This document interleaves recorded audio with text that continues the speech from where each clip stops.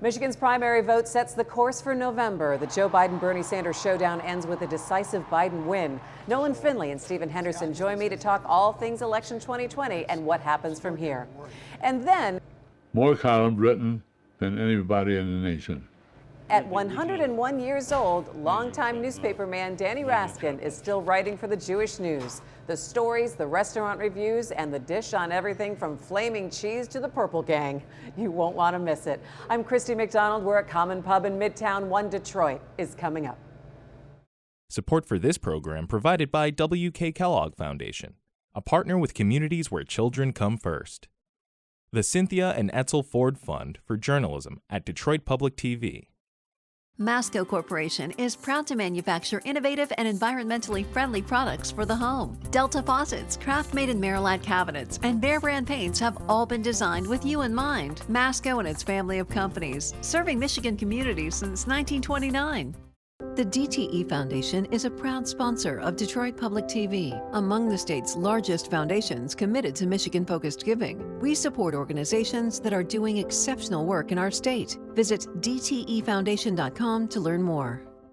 Business Leaders for Michigan, dedicated to making Michigan a top 10 state for jobs, personal income, and a healthy economy. And thank you to these supporters.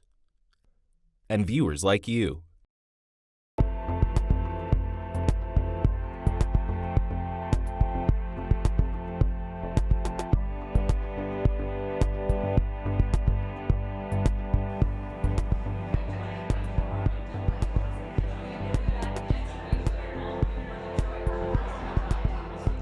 Hi there, and welcome to One Detroit. I'm Christy McDonald. We are at Common Pub on the campus of Wayne State University, and what a week. The political spotlight on Michigan as primary voters give Joe Biden a win. Things start to take shape for November 2020. We're building on a coalition of the most successful president of our lifetime, Barack Obama. And we're going to do it. We're going to do this by bringing America together. Bringing America together of every ethnicity, every race, every gender, every economic station. Folks, look, we're going to unite Democrats, Republicans, independents of every stripe. That's what the nation needs. All of those 20 candidates, including Joe Biden and myself, are pledged to support the winner of the Democratic primary process. Because all of us know that while we have differences, and I'm going to talk a little bit about those differences tonight, that at the end of the day, we come together to defeat Trump. A couple of big things to note here. New voting laws led to some big absentee numbers in Michigan. Over 800,000 voted absentee, plus more than 13,000 people registered to vote the same day as the primary. It was really an intense 5 days of campaigning as Bernie Sanders and Joe Biden's camp spent serious time in Michigan. In the end, voters rallied around the establishment candidate who in their mind has the best chance to beat Donald Trump in November, and that is Joe Biden. So let's bring in Nolan from the Detroit News, Stephen Henderson from American Black Journal to talk all about it. And just as we were getting these primary results on Tuesday night, Gretchen Whitmer came on as the governor saying we've got coronavirus, COVID-19 here in the state as well. So we've got really two main stories that are coming out this week, amazingly so. Yeah. And the stock market's crashing. Yeah, and the stock market's crashing. Yeah, so because of coronavirus, but we shouldn't be surprised that it's here. I mean, there's no way to avoid it. What I'm interested to see is whether states like Michigan, which are now on the tail end of having the virus in the population, if we can be better about controlling the spread than some of the early states. I mean, you think about what's going on in Washington State with mass sort of quarantines and entire communities canceling being sporting set off, events, you know, because they didn't know early enough that it was there and that it was spreading. You know, will you not see those kind of things here in Michigan because we do know and we're taking precautions early. And we're also kind of coming in later in the season, and hopefully this is like other viruses and it has a season. They don't know, right? But we don't know because it's the first year of it. But if it follows past pattern, we're about to get into that period where flu starts disappearing, and we have a little more time to prepare for a return in the fall. Perhaps by then, folks are working feverishly on a vaccine or on a treatment. I mean, out in Washington State, some of the drugs they use to treat aids and other things are now being modified to treat the victims out there to some success. You know, it's going to be interesting to see how life changes a little bit around here, but we know on Tuesday night and on Wednesday, candidates are starting to pull back on having big rallies, you know, canceling rallies in Cleveland. So it brings up an interesting time to be running for president in this era. So let's talk a little bit about what happened here in the Michigan primary. Joe Biden took every single county in this state. Was that a surprise to you, Nolan? No, if you looked at the polling, and of course the polling was come wrong on now, 4 you got to years say ago, the polling is but, sometimes. I mean, you had this sense that you know, the Democrats were not going to do what they did last time and allow themselves to split up and have this distraction throughout the whole primary season. There was an urgency among Democrats to rally behind any candidate who could stand up and not be Donald Trump. And, you know, I think they felt Biden's that guy, Sanders wasn't. And you saw, I think, the party coming in line here in Michigan. I don't see now, and I think that's a big surprise, but there's no avenue for Sanders here. It would be really tough. Yeah, what did this vote, though, in Michigan say about Bernie Sanders? Well, I mean, so if you think about it, we only have two candidates left. And so you had all these other people who were taking votes, presumably from Joe Biden, people like Klobuchar and Buttigieg and some of the others. So I'm not sure it says so much about Bernie Sanders as it does about the spread that you had among moderate candidates. I mean, there were too many of them for anyone to sort of step out. The thing that's interesting about Bernie Sanders is how he continues to perform really well in certain communities. Immigrant communities, Latino, Muslim. He crushed in Dearborn Tuesday night in a way that Joe Biden had crushed everywhere else. I imagine that when we start to see returns from places like Hamtramck and Southwest Detroit, we'll see the same thing. And as you go west in the country and you pick up states that have more Latino populations, he's doing better. He could win Arizona next week. So that is a split in the party, right? That Joe Biden is going to have to come to terms with at some point. How does he appeal to those voters who he's going to need in November to show up for him? See, I think it says everything about Bernie Sanders, and it's all about him. I think Democrats got extraordinarily worried when it looked like Bernie Sanders was going to get enough steam to either get the nomination or force a brokered convention. And they looked at the field and saw the one guy who probably couldn't beat Donald Trump is Bernie Sanders. America's not going to elect a socialist president. And so, you know, they looked at the field and said, you know, you notice all of a sudden the narrative about Joe Biden changed, where everybody was talking about, well, maybe Joe Biden doesn't still have it, and maybe this, maybe that. And as soon as they got a chance in South Carolina to rally behind Joe Biden, they did, and that's because they believe he can beat Donald Trump. And we're seeing that he could be pulling moderates and independents. Right. I want to talk about something you interviewed Maria Hinojosa this week in talking about the role the Democrats have to do to be able to get some of these different voter groups that have turned out very well for Bernie Sanders and make sure that they're on board if Joe Biden ends up being the presumptive nominee when you spoke to her this week. Yeah, I mean, we had an event in Southwest Detroit at the Senate Theater. 200 and some people showed up. Maria hosts Latino USA, which is a very popular public radio podcast. You know, there was this incredible energy there, even that night, around the idea of Sanders, and a lot of it does have to do with immigration. I mean, the Biden-Obama coalition did not do much better than what we've seen under Trump for those issues, and so a lot of them are not just supporting Sanders, but are afraid of what would happen under a Biden presidency. All right, let's go ahead and take a listen. This, I think, is the central challenge to the Biden campaign, which is, but how are you going to make people really want to vote for you? What are you going to do? And he's got, let's say, whatever happens with Biden right now, he's got a Latino challenge. Mm-hmm.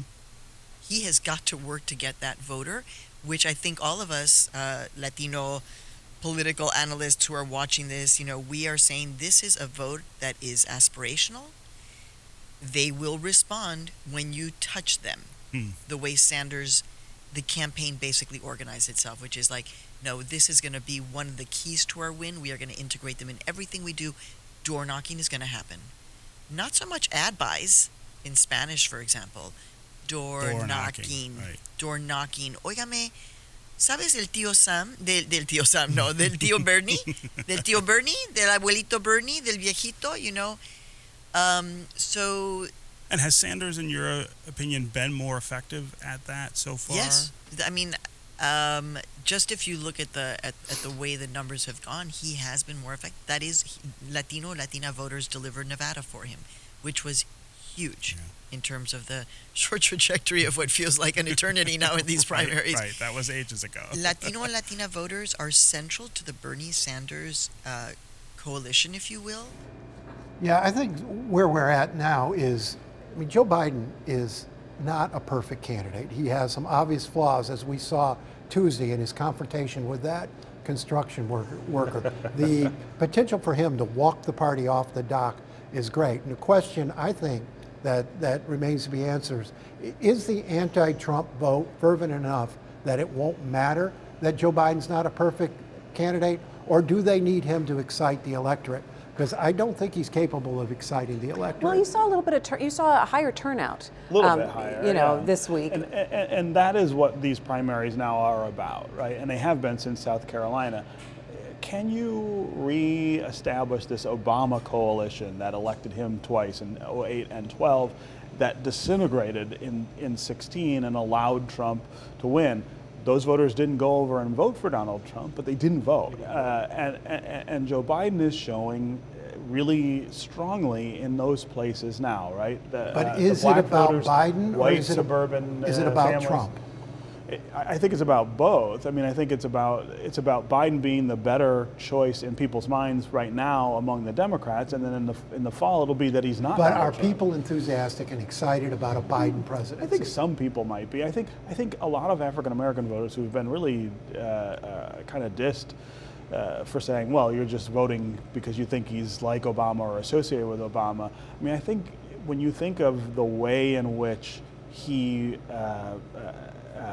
carried himself as the second fiddle to the first black president, if you think about the things that he did to get things like the ACA passed through Congress, there are a lot of substantive things that Joe Biden is associated with that black voters really value. It's not just about Obama, it is about his performance. Well, let's take a look at what some of the voters are saying that are most important to them is health care, paying for health care, and also the economy here in the state of Michigan. Two things that are going to be under fire when you look at COVID-19 that's now spreading around the U.S. People are looking at their 401ks and what has happened with the stock market and not feeling so great about it. And our healthcare system and the cost might be very well tested this time around. And how does that stack up then for a Donald Trump, running for president again? Well, it's about the worst thing that could happen to him, because his primary recommendation for re-election was the economy. And I can't tell you up until this point how many people, when the stock market was hitting those big numbers, well, I may have to vote for Trump. My portfolio is doing great. Portfolio is and doing well. well, I've got to be careful. I'm not going to vote for a Democrat who's going to ruin the economy. When Bernie was surging. But you take the economy away from Donald Trump, and I think his case for re-election is very much thin. harder. Yeah.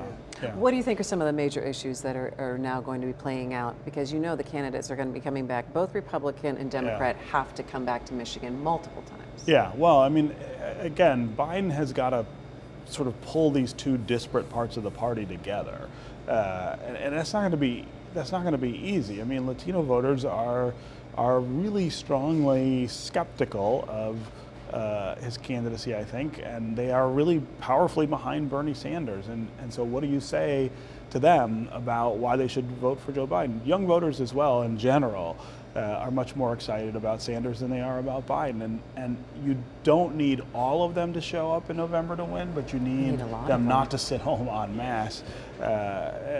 Otherwise, you make it too close and you might lose.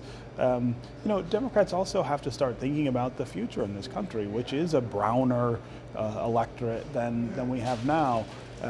Someone pointed out to me a few weeks ago that if Hillary Clinton had won Florida and Arizona, she would have won the election, even though she lost Michigan, Wisconsin, and Pennsylvania, states that are losing population. It's the South and the West that are growing. They're growing with Latino voters.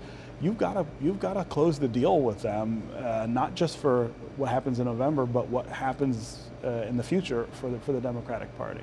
I think there's only going to be one issue, and that's the economy. If this economy sinks because of the coronavirus, and it could very well do that when you think about all the things that are shutting down, the things that aren't happening, we could be headed into a fairly significant recession. Now, if Donald Trump can turn this thing around with various economic stimulus packages, if he manages his way through this, I think he might be unbeatable. And I think Democrats have to be very careful on how far they go to thwart an economic comeback. I think Democratic Congress folks are going to have to work with him on this economy, whether they like it or not, or there's going to be a price. Oh, everyone He's will be already hurting. talking about a stimulus package, which, funny to hear from a Republican president. George W. Bush could have gotten reelected if he's hardly a Republican president in the old school way. So. Right. All right, guys. Well, we'll have to leave it there, and we'll definitely going to have a very long summer, I think, when it comes to and then into the fall election season. All right, thanks, guys. We'll have to leave it there, and we're going to continue our election 2020 coverage. Just check it out at onedetroitpbs.org. And finally, at 101 years old, writer Danny Raskin has covered a lot of stories. You may have seen his byline in the Detroit News, and you may still be reading his restaurant columns in the Jewish News. And after thousands of stories kept in folders and computer files, he still has a lot to say. One Detroit senior producer Bill Kubota has Danny's story. Here's the original menu from London Chop House. Dinner on the Town in Detroit, now and decades past. Oh, this was the nationally known restaurant in Detroit. The city has a rich dining history. Restaurants that are mainstays, some long gone. That's it. Hoopa! Danny Raskin can tell you something about everything. Yeah, you light it up. Big deal. That's flaming cheese, yeah. You don't order that. That's just a sideline. The big thing are the lamb chops in a Greek restaurant. Raskin lives by himself in West Bloomfield, 101 years old. He knows a lot of people. I knew a bunch of the boys from the Purple Gang. That was back in the 1930s. Really nice guys. They were young boys, but they were nice guys. They hurt anybody, it would be among themselves. With the Purple Gang, he saw a bit of gunplay, but no one got shot. Not while he was around. Raskin, too, was just a kid, but then he found a career. I never knew I was going to write for a paper. As a newspaper man, he's been writing for more than 80 years, the last 78 with the Jewish News in Metro Detroit. But before that, he was with the Detroit News, just as World War II was getting started. I was a cub reporter. I was sent out. The guy was selling pigeons. In those days, it was pretty bad with the war on. Raskin filed his report. The editor stole his byline. Must have been a pretty good story. They were regular pigeons from the street. The guy was picking them up, putting them in the truck, selling them to the people as doves to eat. And people were buying them. Was that when you decided you wanted to be a food writer? No. After the pigeon story, he joined the Jewish News, starting with its first edition. I went to work with them about 42. Here he had more than a byline. He had a column called The Listening Post, reporting on the younger generation and their whereabouts around town and overseas. It came years after the war was over when Raskin turned his attention to food. And I went across the street to the Chef's Delicatessen, had something I liked about it. I wrote about it. He had beef brisket with a big loaf of bread. From that, he started a new column on the Food and Fun Guide page. There was a picture called Best of Everything. Box office gold, the best of everything, kind of a patent place in New York City that had more about whining than dining, and other things too. Raskin's best of everything stuck to the food. Since December 1965, columns come every week. Man alive. A lot of columns. More columns written than anybody in the nation. That's what I was told. These are columns. Here, I got them. All kinds of columns. Look, columns. Read. Got 1,000 columns. That's just on his computer. There are more than 10,000 overall. Now, these are ones that I've got to write about yet. I got tobacco, big Big Alora. These are the choices that I'm writing about. With the best of everything, Raskin's a food writer, but never a critic. Sometimes I'll go to a restaurant, I won't say nothing. Nah. I don't like to bum rap a restaurant. I hate that. Because they got too much money in the restaurant. Some of these guys, they got the last dollar in there. Yeah, don't want to put them out of business. Still, Raskin will tell readers what he really likes. I'll only go to a deli where they cut it by hand. Now, in those days, they had machines that would chop and would be very, very thin. When it's cut by hand, you get a nice piece. Danny, can I get just one more? Raskin's received a lot of recognition over the years. Some comes on a plate. So this is our sandwich number 100, our Danny Raskin. And we put it on our menu last year to celebrate Danny's 100th birthday. The Danny Raskin at the Stage Deli in West Bloomfield. Meatloaf on challah with a bit of horseradish and sweet pickle. This sandwich is a classic, and it's going to stay on the menu with the 100 for a while. If he makes it, God willing, to 105, then we'll think about a new sandwich with that number for him. This is just one of many Danny Raskin sandwiches on menus across Detroit. But what the hell? Big deal. Yeah.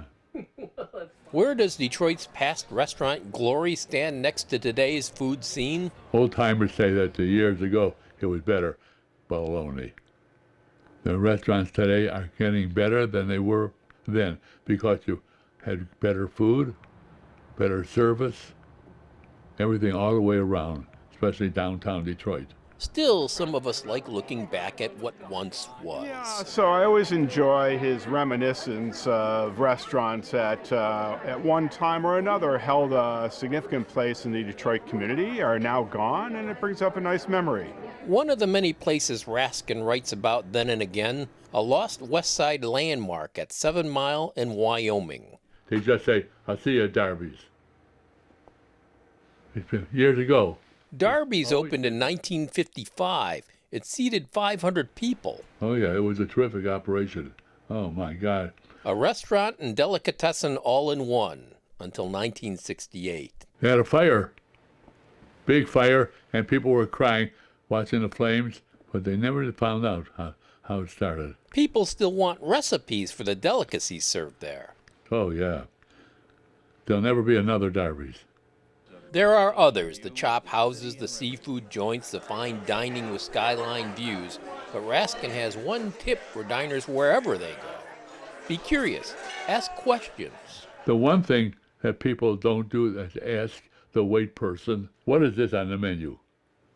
Point to something. What is it? The wait person, if they don't know, don't eat it. 10,000 columns, 10,000 restaurants. Does eating out increase longevity? Could be, but Danny Raskin has a regimen. Barbells? Yeah. Is that how you get to be 101?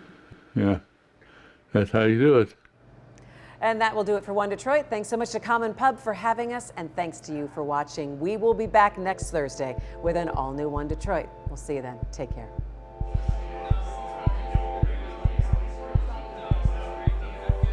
You can find more at onedetroitpbs.org or subscribe to our social media channels and sign up for our One Detroit newsletter.